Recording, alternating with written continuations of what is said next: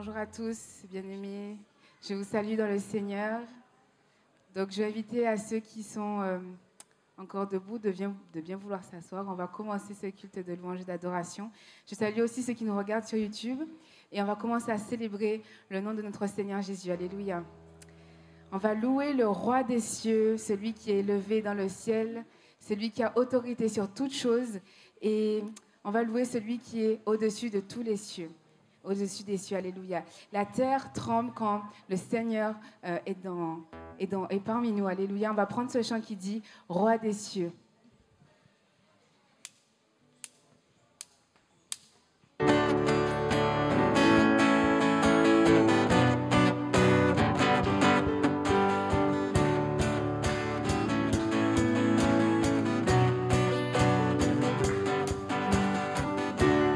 Entrons dans sa présence avec reconnaissance. Oui, il est le roi. Sa joie brûle nos cœurs, sa paix chasse nos peurs. Oui, il est notre roi.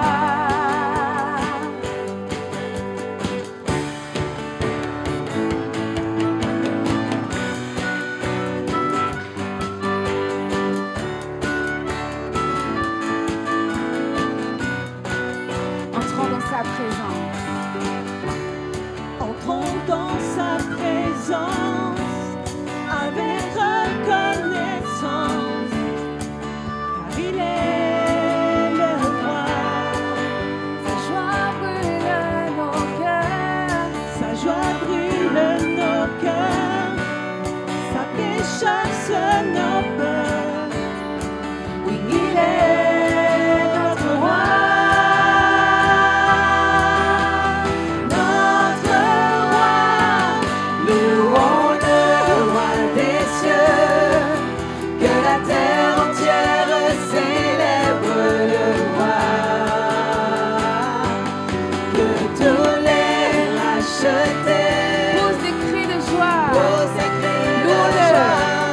Louons le roi des cieux, que la terre entière célèbre le roi,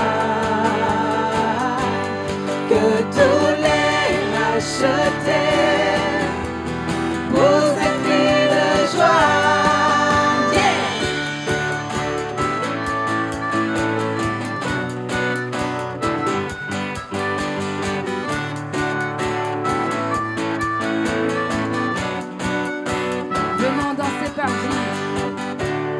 Venons danser par vie, à genoux devant lui, car il est le roi.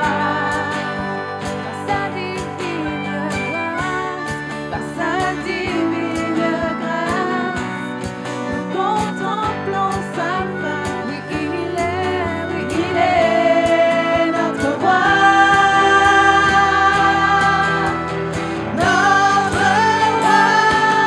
Louons le roi des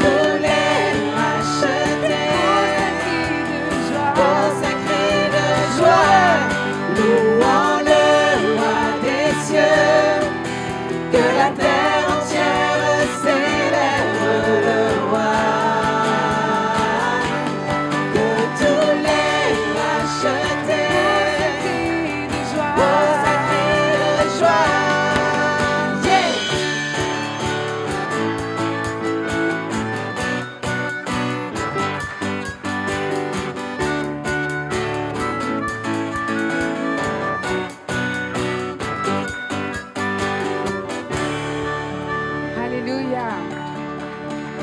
Gloire à Dieu. Nous poussons un cri de joie car l'Éternel est vivant. Et quand l'ennemi nous font face, quand les ennemis nous font face, nous avons qu'un Dieu à regarder, c'est notre Dieu, le Dieu Tout-Puissant, celui qui a créé la terre et les cieux. Et on va chanter Alléluia. Alléluia, ça veut dire gloire à Dieu. Et on va prendre ce chant avec victoire et vigueur pour dire que notre Dieu est vivant. Alléluia.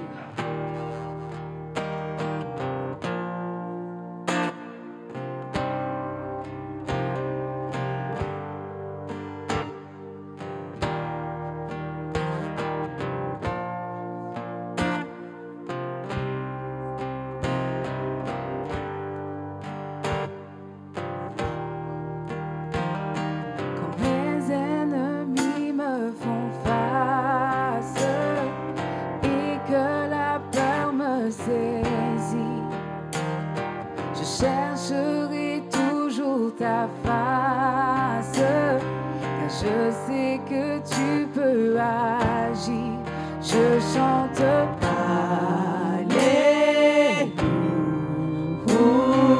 Alléluia, Alléluia, Alléluia.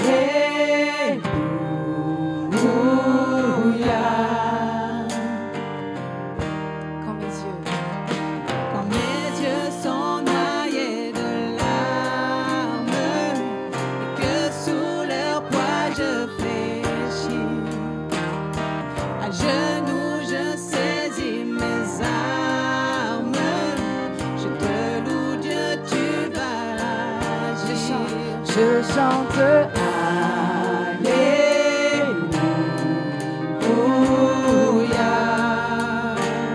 Alléluia, Alléluia,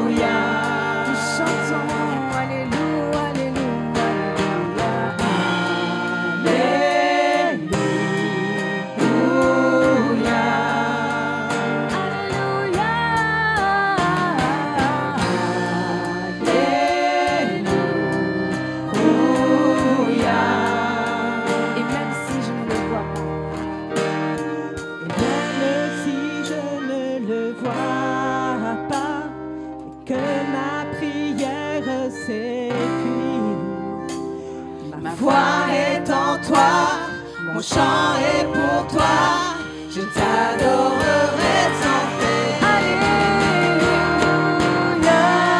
Alléluia. Nous chantons Alléluia, Alléluia,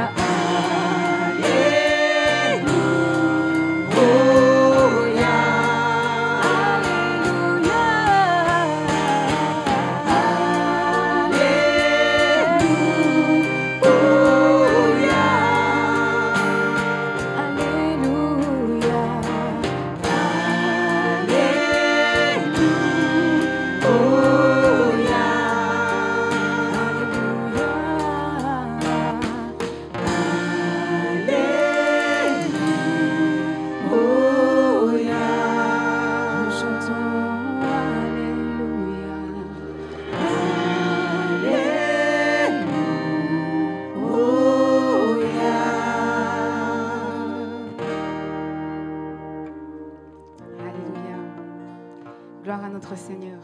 Vous savez, on est sur la terre pour un but précis. Et notre plus cher désir, je le crois, c'est d'honorer, de louer le Seigneur. Et on va prendre ce chant qui dit « Mon plus cher désir, Seigneur, c'est de t'honorer, de t'adorer. » Et peu importe les circonstances de la vie, peu importe les situations, on est là pour honorer le Seigneur, annoncer la bonne nouvelle et proclamer le nom du Dieu vivant et vrai. Alléluia. On va prendre ce chant qui dit « Mon plus cher désir. »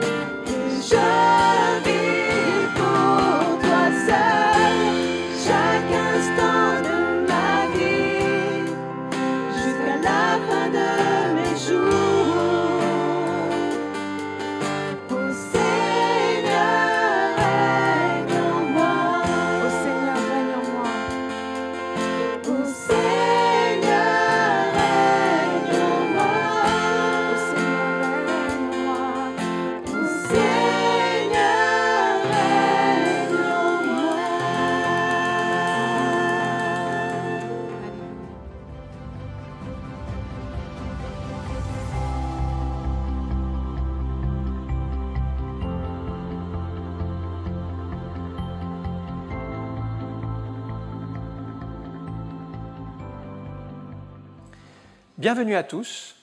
J'aimerais parler sur notre attitude dans la maladie. Dans Marc chapitre 5 et le verset 25, il est écrit « Or, il y avait une femme atteinte d'une perte de sang depuis 12 ans. Elle avait beaucoup souffert entre les mains de plusieurs médecins. Elle avait dépensé tout ce qu'elle possédait et elle n'avait trouvé aucun soulagement, mais elle était allée plutôt en empirant. Ayant entendu parler de Jésus, elle vint dans la foule par derrière et toucha son vêtement, car elle disait « Si je puis seulement toucher ses vêtements, je serai guérie. » Au même instant, la perte de sang s'arrêta et elle sentit dans son corps qu'elle était guérie de son mal. Jésus connut aussitôt en lui-même qu'une force était sortie de lui. Et se retournant au milieu de la foule, il dit « Qui a touché mes vêtements ?» Ses disciples lui dirent « Tu vois la foule qui te presse et tu dis « Qui m'a touché ?» Il regardait autour de lui pour voir celle qui avait fait cela. La femme, effrayée et tremblante, sachant ce qui s'était passé en elle, vint se jeter à ses pieds et lui dit toute la vérité. Mais Jésus lui dit « Ma fille, ta foi t'a sauvée, va en paix et sois guérie de ton mal. Amen. » Ce n'est pas facile de bien réagir quand on est malade, particulièrement quand on est chrétien. Parce que pour la plupart des chrétiens, on pense que si on est chrétien, au moins Dieu permettra qu'on ne soit jamais malade, ou qu'on ne soit pas malade, ou au moins que si on est malade, ça ne soit pas trop long, et que ça ne soit pas trop dur, et que finalement on passe comme ça à travers les gouttes. Et le premier sentiment qui nous vient à l'esprit quand on est malade, c'est « Pourquoi moi ? Qu'est-ce que j'ai fait pour mériter une telle sanction, une telle difficulté dans ma vie ? J'ai déjà tellement d'épreuves, et maintenant la maladie qui vient se rajouter en plus. » Alors, la Bible nous donne des bons conseils pour savoir quelle attitude adopter quand nous sommes malades. Parce qu'on ne peut pas changer les circonstances, mais on peut changer d'attitude. La première attitude que je vois, c'est dans ce texte, c'est la foi. Nous avons là le récit d'une femme désespérée qui avait été atteinte d'une maladie depuis 12 ans. Depuis 12 ans, elle souffrait et elle avait vu plusieurs médecins. Donc une longue maladie, ça veut dire quoi une longue maladie ? Ça veut dire qu'elle portait une charge non seulement physique de souffrance, mais aussi psychologique. Parce que quand vous êtes malade une semaine, c'est une chose, mais quand vous êtes malade 12 ans, c'est autre chose. Malade 12 ans, ça veut dire que vous ne voyez pas l'avenir. Vous avez l'impression que vous n'allez jamais vous en sortir. Et puis, on n'est pas fait pour porter des choses très lourdes finalement, nous les êtres humains. Dieu nous a créés avec beaucoup de capacités, mais pas tellement beaucoup de capacités pour porter des fardeaux. Par exemple, on sait que la fourmi est capable de porter 60 fois son poids. Donc si on fait un petit calcul, pour un homme, ça ferait 4,5 tonnes. Et pour une femme, 3,7 tonnes. Mais nous ne sommes pas capables de porter un poids pareil. Dieu ne nous a pas créés avec des capacités pour porter des poids. Et psychologiquement, nous pouvons supporter un certain poids, une certaine souffrance, mais quand vous avez 12 ans de maladie, c'est trop lourd. Quand vous ne voyez pas d'issue, quand vous êtes malade, que vous allez de médecin en médecin, c'est trop lourd. Alors nous risquons de tomber dans la dépression, dans le découragement. Et elle a bien sûr cherché auprès des médecins. Et nous qui sommes chrétiens, nous ne sommes pas contre la médecine. Et il nous arrive de consulter les médecins. D'ailleurs, entre parenthèses, Luc, un des évangélistes qui a écrit tout l'évangile de Luc et les actes des apôtres, sa profession, il était médecin. Donc, pas de problème, un médecin, c'est utilisé par Dieu. Et nous bénissons le Seigneur pour les progrès de la médecine. Personnellement, je préfère subir une opération aujourd'hui qu'au Moyen-Âge, par exemple. Parce que si vous deviez vous faire opérer à cœur ouvert au Moyen-Âge, quand vous voyez le chirurgien arriver avec la scie, la hache, vous pouviez signer votre testament, c'est fini pour vous. Aujourd'hui, c'est sûr, c'est dur, c'est toujours dur une opération. Mais avec les soins médicaux, les progrès, merci Seigneur pour les découvertes scientifiques comme les microbes par exemple. C'est récemment qu'on a découvert l'existence des microbes, que les médecins se lavent les mains avant les opérations, tout cela. Ça a été progressivement découvert dans l'histoire de la médecine. Mais malgré toutes les avancées, béni soit Dieu, parce que moi, personnellement, je crois que c'est Dieu qui a donné l'intelligence aux hommes pour soigner les autres hommes. Donc, pour moi, les médecins, c'est une bénédiction. Mais malgré tous les progrès de la médecine, j'ai l'impression, je ne sais pas si vous c'est pareil, la médecine arrive à découvrir comment soigner une maladie, et puis il y a d'autres maladies qui arrivent, que la médecine n'arrive pas à traiter. Elle arrive à traiter ces nouvelles maladies, et puis d'autres maladies arrivent qu'on n'avait pas encore prévues. Et puis on dirait que c'est un cercle sans fin. C'est-à-dire, à chaque fois, il y a des nouvelles maladies, même si la médecine fait des grands progrès, elle n'a pas réponse à tout, bien sûr. Et cette femme avait consulté donc plusieurs spécialistes, on peut dire qu'elle avait des grands moyens financiers. Parce qu'imaginez aujourd'hui si nous devions payer tous les soins que nous prenons. Elle serait ruinée rapidement, suivant les maladies. Elle, 12 ans, elle a fait tous les médecins. Bien sûr, il n'y avait pas la sécurité sociale, donc elle payait tout à ses frais.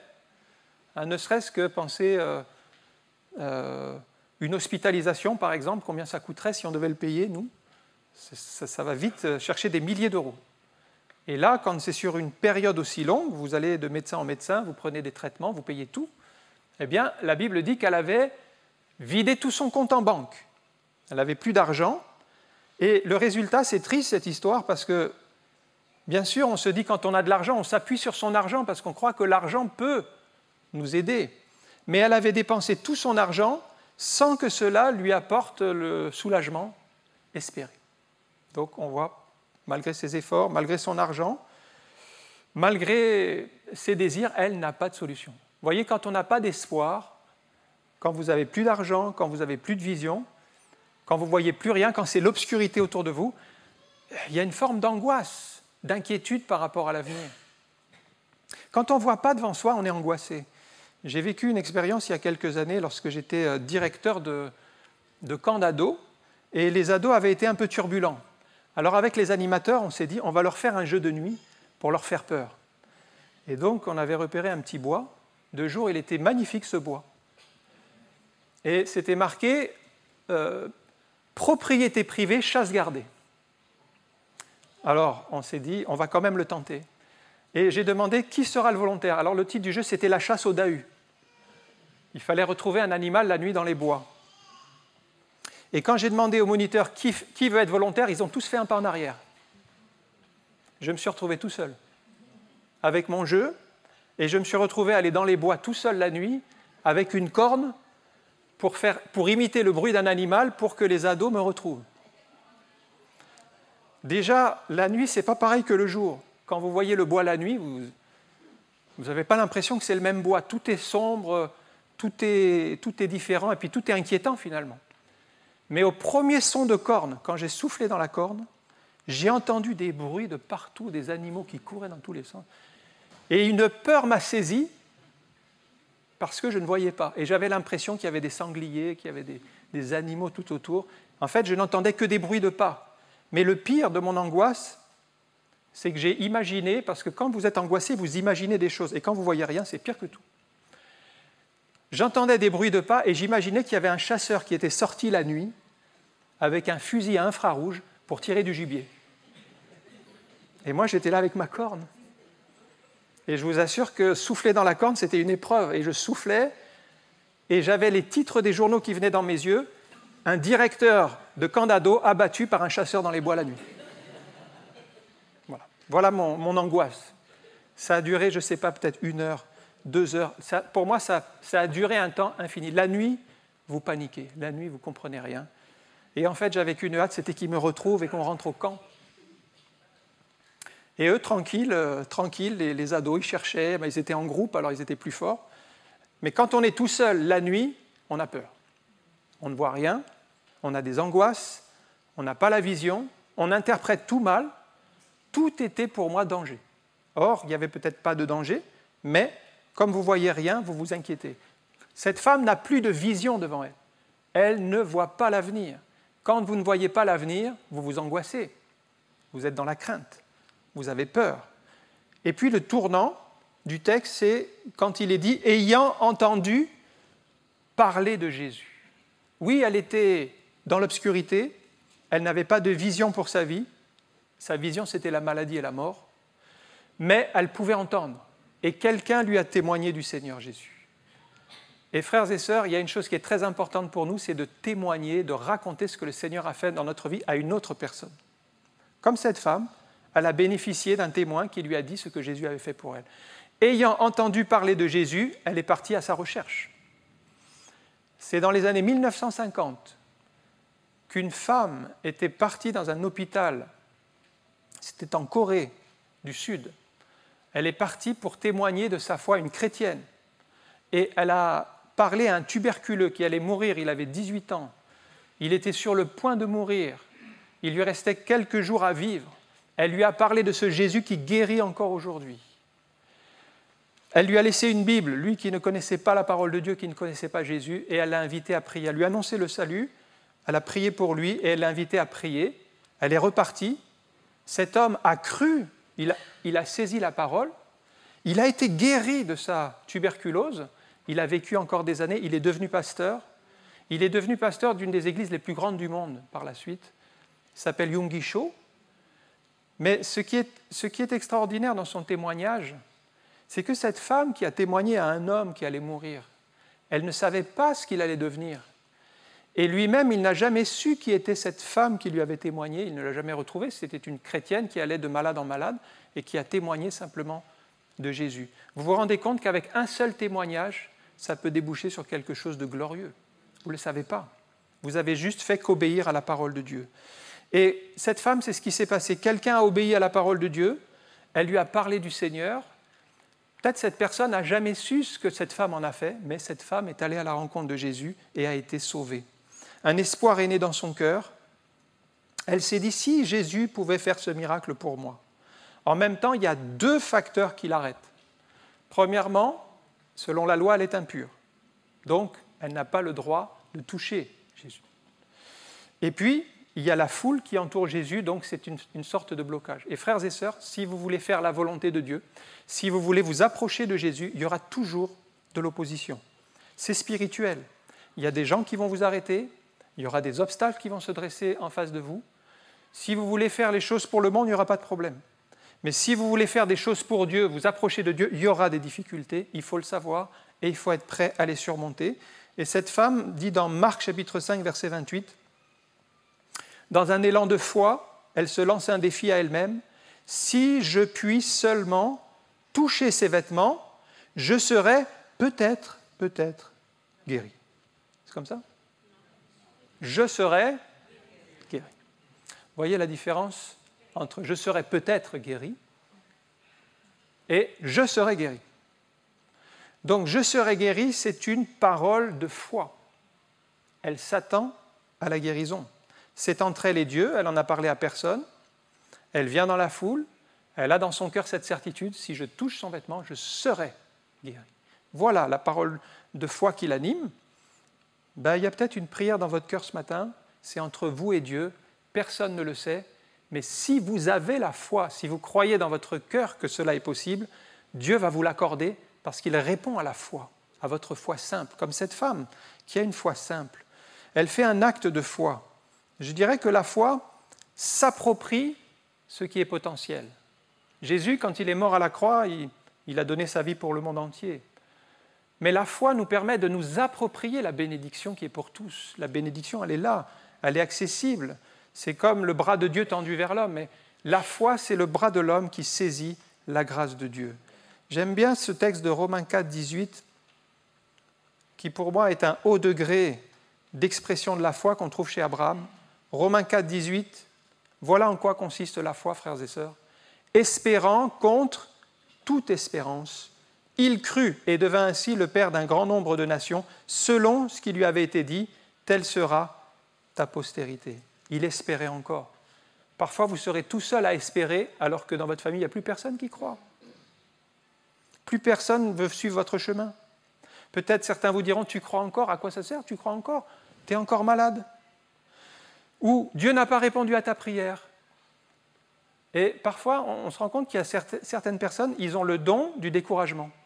Ce n'est pas un don qu'on trouve dans la parole de Dieu, mais ils ont le don du découragement. Vous les voyez arriver, il vous décourage déjà. Et quand il parle, il vous décourage encore plus. Abraham ne s'est pas laissé contaminer par ses découragements, mais il a continué à espérer contre toute espérance. C'est-à-dire que c'était désespérant sa situation. Il n'avait pas d'enfant, il ne voyait pas la réalisation de la promesse, ce n'était pas possible que ça se réalise, c'était donc désespérant. Mais il continuait à espérer contre toute espérance. Et le texte dit, il crut, et il devint ainsi le Père. Donc, il crut d'abord, et ce qu'il a cru, il est devenu ce qu'il a cru qu'il deviendrait. Mais si vous ne croyez pas, vous ne pourrez pas devenir ce que Dieu a prévu pour vous. Il y a cette nécessité de croire à un moment donné pour devenir. Abraham l'a fait, il l'a saisi. Alors c'est toujours facile de croire pour Abraham, par exemple, pour les autres. C'est facile de croire pour ailleurs, pour au loin, mais pour croire pour nous-mêmes, c'est autre chose. Il y a un homme qui s'appelait Charles Blondin. En 1859, ça a été le premier funambule à traverser les chutes du Niagara sur 330 mètres. Et il a fait l'aller-retour, il y avait 100 000 personnes qui acclamaient et qui trouvaient ça extraordinaire. Quel exploit! Tout le monde appréciait son talent. Et il a refait la même chose avec une brouette. Et il a fait l'aller et il a fait le retour avec la brouette. Tout le monde appréciait, tout le monde applaudissait. Mais quand il a demandé, est-ce qu'il y a un volontaire pour monter dans la brouette et je fais l'aller-retour? Personne n'était volontaire. Parce qu'il croyait tous que lui pouvait le faire, mais jamais personne n'aurait voulu tenter de le faire lui-même avec lui. Parce qu'on est tous partants pour les autres, mais on n'est jamais vraiment partant pour soi-même. Cette femme a eu l'audace de la foi dans sa propre situation, dans son propre combat. Son combat est énorme, son combat est lourd. Ça va être une guérison pour cette femme qui vient en réponse à sa foi. Jésus sent qu'une force est sortie de lui. Il dit « Qui m'a touché ? Qui m'a touché ?» La force de Jésus est sortie en réponse à la foi de cette femme. Jésus savait qu'une personne était venue avec foi. Vous voyez, le texte dit qu'il y a plein de gens qui touchaient Jésus. Mais si vous vous approchez de Jésus sans la foi, vous ne recevez pas la bénédiction. Elle s'est approchée de Jésus en mettant sa foi en action. Et en fait, une force est sortie de Jésus et est venue sur elle et l'a guérie. Jésus conclut en soulignant le plus important. « Ma fille, lui dit Jésus, ta foi t'a sauvée. » Elle était venue chercher la guérison. Oui, sois guérie. Il lui dit, va en paix, sois guérie de ton mal. Mais sa foi l'a amenée à découvrir que Jésus, c'est aussi le sauveur. Pas simplement le guérisseur, mais il est le sauveur pour pardonner les péchés. Parce que beaucoup de gens cherchent Jésus pour la guérison, mais j'aimerais vous dire que Jésus, c'est celui d'abord qui vous sauve et vous pardonne de vos péchés. Si vous n'avez pas rencontré Jésus comme sauveur, acceptez-le aujourd'hui même et qu'il vienne habiter dans votre cœur. Après, il guérit, il délivre, tout cela, ce sont des bénédictions. Mais si vous êtes guéri et que vous n'avez pas accepté Jésus comme sauveur, votre âme est perdue pour l'éternité. Donc le salut n'est pas encore entré dans votre vie. Jésus a beaucoup enseigné sur la foi dans Marc chapitre 11, verset 24.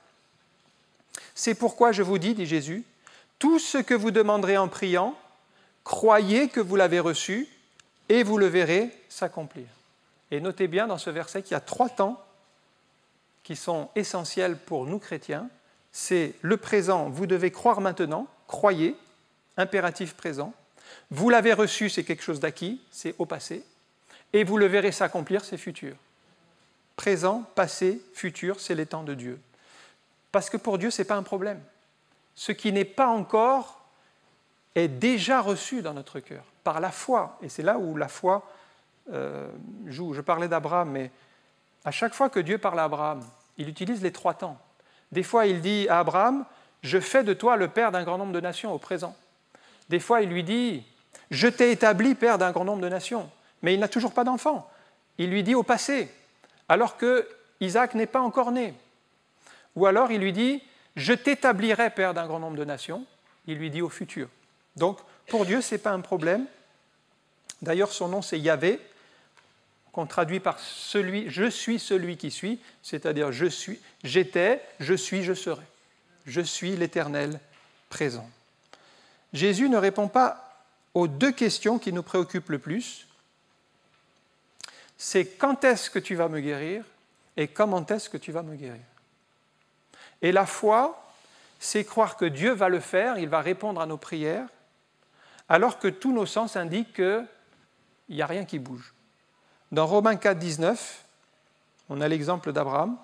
« Sans faiblir dans la foi, il ne considéra point que son corps était déjà usé, qu'il avait près de 100 ans et que Sarah n'était plus en état d'avoir des enfants. » Et là, si on regarde à vue humaine, on dirait à Abraham, ce n'est pas possible. Ou si vous regardez votre maladie, le médecin vous dira, monsieur, ce n'est pas possible, vous serez toujours comme ça. Il n'y a pas d'espoir, il n'y a pas de solution. Et si vous considérez les choses à manière humaine, ben vous n'êtes plus sur le terrain de la foi. Sans faiblir dans la foi, ben, il y a des obstacles, il y a des impossibilités, elles sont nombreuses, mais Abraham n'a pas cédé. Et même si Dieu ne répond pas à ces deux questions, je pense qu'il faut les abandonner à Dieu parce qu'il y a le temps de Dieu et il y a la manière de faire de Dieu. Et ça lui appartient, c'est son œuvre. Maintenant, il y a un deuxième élément que je voulais mentionner, c'est l'obéissance. On a parlé de notre attitude, d'abord la foi. Deuxièmement, l'obéissance. J'ai pensé à ce texte où il y a 10 lépreux qui viennent voir Jésus pour l'interpeller. « Seigneur, aie pitié de nous ». Et la lèpre était un véritable fléau, ils allaient mourir de mort lente, il n'y avait aucun traitement, il n'y avait plus que la grâce de Dieu pour eux, ils allaient mourir bientôt, ils étaient exclus de la société, ils étaient entre lépreux, c'était assez décourageant. Mais là encore, ils ont entendu parler de Jésus.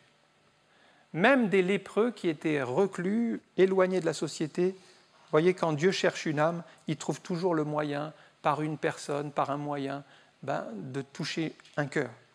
Les lépreux sont donc obligés de se tenir à distance à cause du risque de contagion, donc ils disent à Jésus, « Seigneur Jésus, Maître, aie pitié de nous », mais ils le disent à distance. C'est leur dernier espoir. Et dans Luc chapitre 17, verset 14, voilà le texte que je voulais lire. « Dès qu'il les eut vus, et ça c'est Jésus, il leur dit, « Allez, vous montrer au sacrificateur. » Et pendant qu'ils y allaient, il arriva qu'ils furent guéris. Mais si vous regardez bien ce texte, il n'est pas dit que Jésus a prié pour eux à ce moment-là. Il les a simplement envoyés se montrer au sacrificateur. On ne le voit pas imposer les mains, on ne les voit pas prier, et puis ces 10, ils étaient venus pour ça. Ils pouvaient être déçus en se disant Jésus n'a pas prié pour nous. Mais remarquez qu'ils obéissent quand même à la parole du Seigneur. Et nous avons toujours raison d'obéir à Dieu. Le Seigneur a honoré leur attitude de foi, d'obéissance, et tous ont été guéris en chemin. Vous voyez que l'obéissance est importante pour Dieu. Je pense à ce texte de 1 Samuel 15, 22.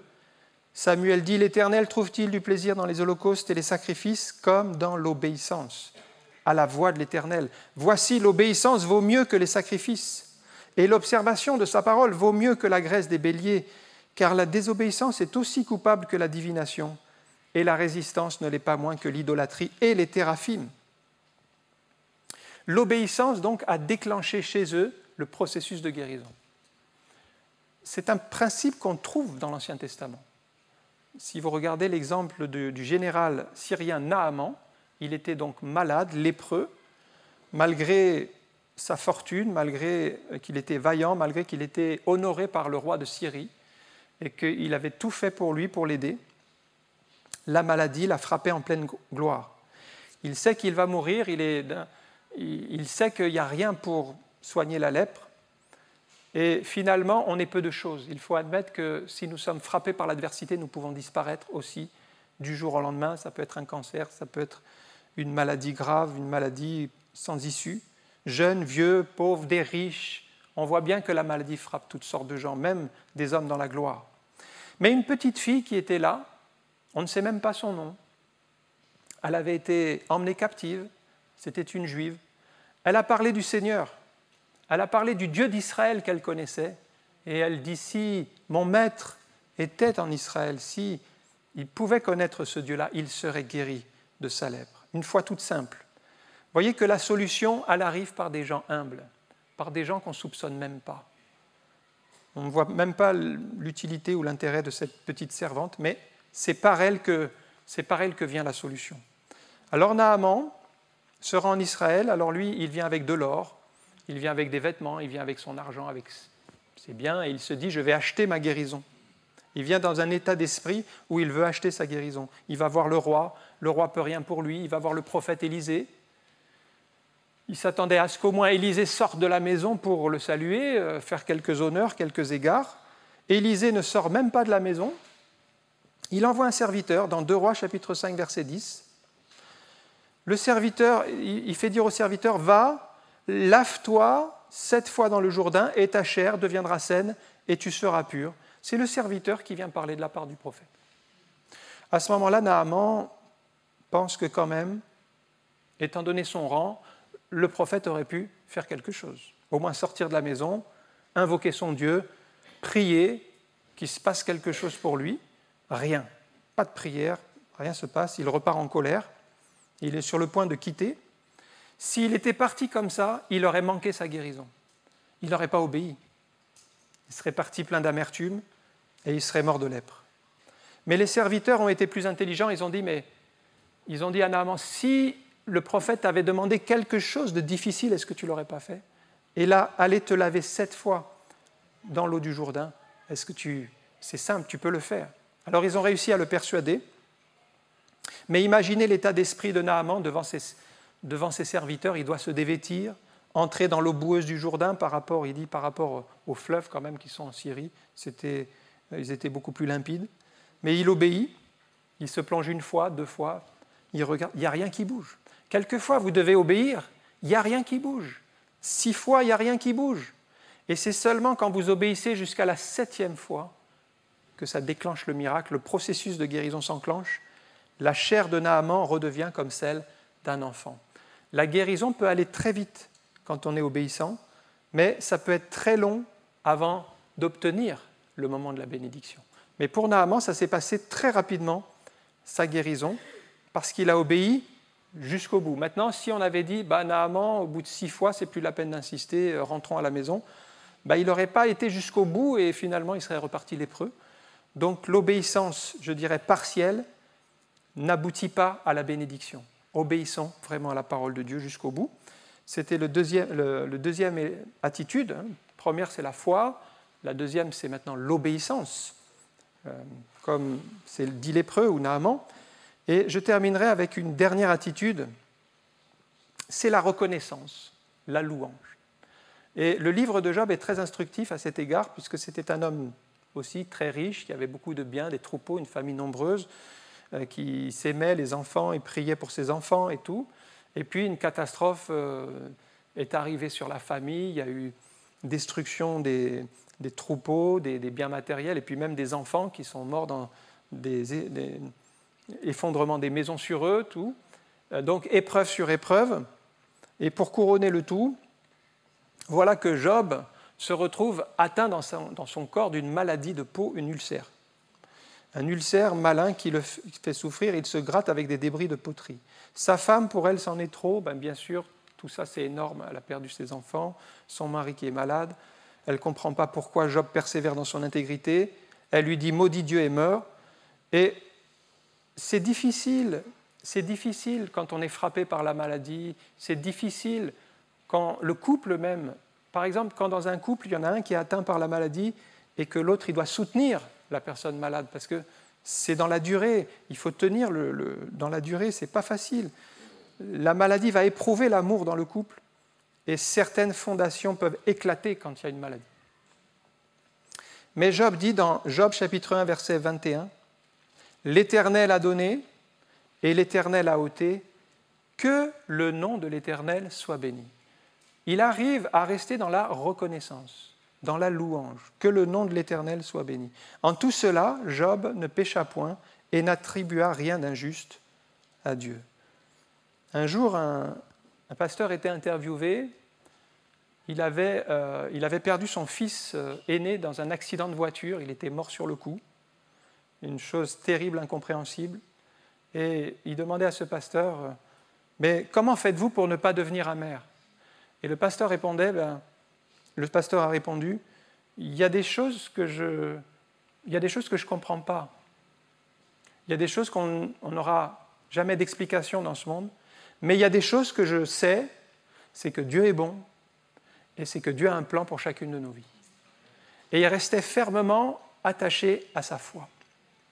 Il n'avait pas d'explication, il n'avait aucune raison, aucune explication à ce mystère, et il admettait que sur terre, on n'aura pas réponse à toutes nos questions. Mais au ciel, tout s'éclaircira, tout deviendra limpide, même si encore sur terre, nous devons vivre avec des questions.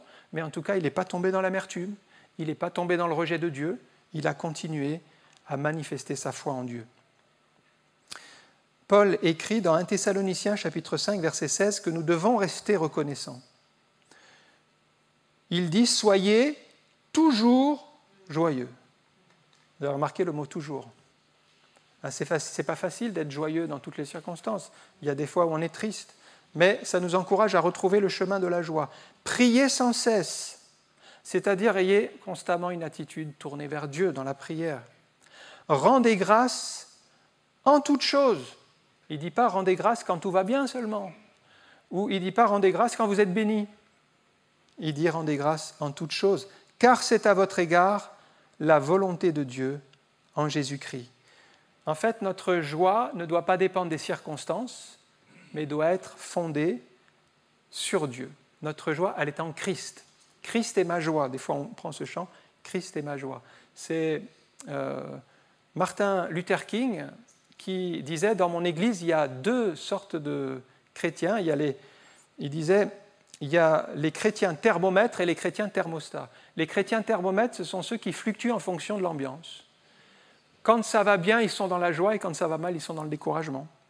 Et puis il dit, les chrétiens thermostats, ce sont ceux qui maintiennent la prière, la foi. Quand ça va mal, ils continuent à rester sur le même thermostat, c'est-à-dire dans la louange, dans la reconnaissance. Et il encourageait vraiment les chrétiens à aller dans ce sens-là. Dieu nous a appris à rester reconnaissants aussi nous-mêmes. Je témoignais il y a quelque temps de notre épreuve. Vous connaissez par rapport à Laurence qui a été malade en 2008, 3 maladies orphelines, et ça a duré des mois et des mois, une année entière. Et au bout d'une année entière, on ne voyait pas l'issue. Je vous ai parlé que même j'étais sur le point de passer dans la dépression. Mais Dieu m'a maintenu avec la parole de Dieu. Mais il y a un autre élément que je n'ai pas mentionné, c'est qu'au bout d'un an, Dieu nous a dit, et nous l'a mis à cœur, à Laurence et moi, il nous a dit « Louez-moi pour la guérison ». Sauf que Laurence était toujours malade. Et on a commencé à louer le Seigneur tous les jours, on a loué le Seigneur. Soyez reconnaissants en toutes choses. Et on s'appuyait sur la promesse de Dieu. Et ça a duré une semaine. Et on pensait que, si Dieu nous disait ça, on pensait, c'est bon, c'est que la guérison est là, elle arrive, elle approche, là, c'est dans les prochains jours. Sauf qu'au bout d'une semaine, on louait tous les jours, mais il n'y avait rien. Et puis au bout d'un mois, il n'y avait toujours rien. Et au bout d'un an, il n'y avait toujours rien. Et on louait le Seigneur tous les jours. Et je me disais, mais pourquoi est-ce qu'on loue le Seigneur pour quelque chose qu'on n'a pas ? Et là, c'est Dieu qui nous apprend à le louer pour des choses qu'on n'a pas encore, mais qui vont arriver. Mais vous ne savez pas quand elles vont arriver. Donc on a loué une année, et il y a encore eu une autre année qui est venue derrière, et c'est seulement au bout de 2 ans que Dieu, dans sa grâce, est intervenu par sa puissance pour guérir Laurence du jour au lendemain. Mais on a appris pendant 2 ans, 2 années entières, alors que Laurence n'allait toujours pas mieux, à le louer pour quelque chose. On l'avait reçu par la foi, mais on l'a vu s'accomplir que dans un deuxième temps. Apprenons à louer le Seigneur sur sa parole, sur ses promesses. On ne le voit pas encore, louons-le dans l'attente. J'ai remarqué pour nous, ce qui est le plus compliqué, c'est d'attendre. On n'aime pas attendre. Même quand on est dans un magasin, on fait la queue à la caisse, on n'aime pas attendre. Au feu rouge, on n'aime pas attendre. Mais alors, dans la vie chrétienne, on n'aime pas attendre. Et si vous n'aimez pas attendre, plutôt, si vous n'êtes pas collé dans le timing de Dieu, parce qu'en fait, il y avait un timing de Dieu, c'est-à-dire que Dieu avait déterminé, voilà, ce sera à ce moment-là que Laurence sera guérie. Si vous ne vous calez pas sur le timing de Dieu, vous allez être frustré, vous allez être malheureux. Parce que vous allez dire, mais pourquoi Dieu n'a pas agi ? Pourquoi Dieu est en retard ? Pourquoi il n'agit pas comme moi je veux ? Sauf que lui, il a son temps. Et c'est plutôt à nous de nous caler sur ce que Dieu veut. Sinon, vous allez être malheureux, vous allez être frustré, vous allez dire, Dieu ne répond pas, vous allez vous plaindre, vous allez gémir, vous allez dire, ça ne sert à rien de prier. Oui, mais parce qu'il y a un timing. Ce timing, nous devons apprendre à le connaître et apprendre à patienter. Et puis surtout, veillons à nos paroles. Parce que nos paroles ont une puissance de vie ou de mort. Une puissance de vie ou de mort, vous pouvez avec la même bouche donner des malédictions ou des bénédictions. Attention aux paroles à tort et à travers. C'est catastrophique. Quand quelqu'un dit par exemple « je m'en sortirai jamais »,« je serai toujours malade », ou alors comme cette sœur qui à la sortie d'une réunion de prière me dit « je prie tous les jours pour mon mari, mais je sais qu'elle ne sera jamais guérie ». Donc là, on voit bien que elle ne met pas sa foi en action. Et je lui dis, mais au moins croyez qu'il va se tourner vers Dieu, il va être sauvé. On va prier quelques instants. Il y a un dernier psaume que je voulais lire, psaume 118, verset 17. S'il y a une mauvaise parole qui sort de votre bouche, par exemple, je n'y arriverai jamais, ou je ne serai jamais guéri, ou mon mari ne se convertira jamais, eh bien, contrecarrez avec une bonne parole. Psaume 118 dit ceci, verset 17, « Je ne mourrai pas, je vivrai, je raconterai les œuvres de l'Éternel. » Peut-être on lui avait dit, pour toi c'est fini, tu vas mourir. Pour toi c'est fini, tu vas mourir.